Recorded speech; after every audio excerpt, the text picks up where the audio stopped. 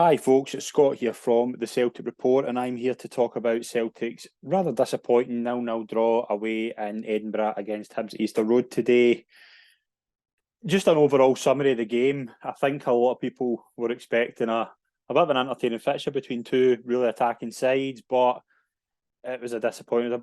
Wasn't the best afternoon. Celtic made one change. They obviously it was forced, I would have said. Paulo Bernardo came in for his first start in place of Rio Hatate.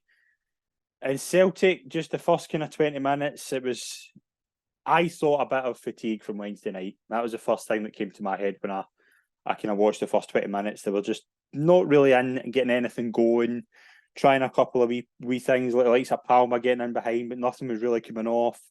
And it just kind of fell away a wee bit. Obviously, Johnson goes off after I think it's kind of 18 minutes. Ralston comes on to kind of take over. I think it's about 26 minutes actually. Ralston comes on, and first half there's not a lot to report. Nothing really happens. I wouldn't go out and say that both sides had any clear cut chances.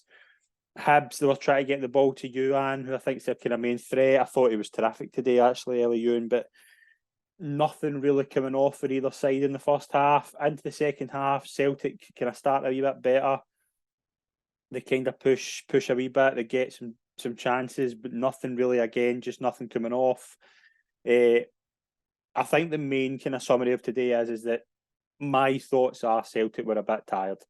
I think it's only kind of understandable. The problem that Celtic have with this, if you're going to play Saturday, Wednesday, you need a squad to do that. And you look at what come off the bench today, and it's a real drop in terms of like James Forrest coming on for Maeda. James Forrest probably the closest of the whole team to hit. He hit the bar late on. Maeda missed a chance.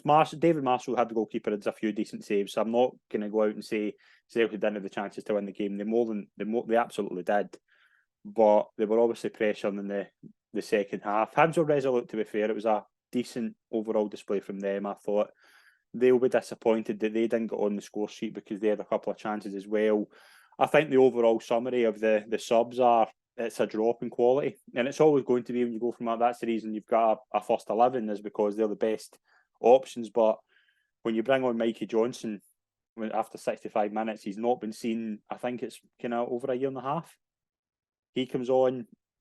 I thought was a bit of a drop from Kyogo. I thought Kyogo was quiet again today. Didn't really do much in terms of making impression today, and it's just it'll be a disappointing afternoon for Celtic. It obviously takes the lead to 8 points. Rangers obviously can close it to 5 tomorrow if they beat Hearts.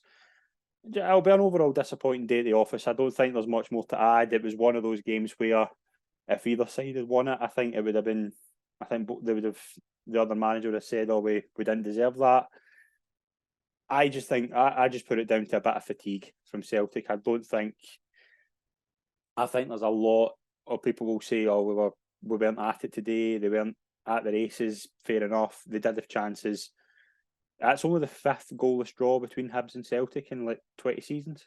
So these are two sides who always kind of turn up and they'll score goals against each other. Today it wasn't really good. Celtic had a lot of the possession, only 4 shots in target for 21 shots. There wasn't a lot, just kind of standout players. There was nobody really you could say was brilliant. I thought O'Reilly was quite quiet. Kyogo I didn't think was up to much. Palma was maybe the only one you would say a couple of chances he had, and maybe Forrest when he came on he was close a couple of times, but overall disappointing display I would say. Wednesday, Celtic will host St Mirren. We'll obviously be doing a post-match reaction to that. Player ratings will drop tomorrow for the game today, and we will have a Celtic Report podcast coming out on Monday. So stay tuned for that, and enjoy the rest of your Saturday, folks, and we'll see you soon. Cheers.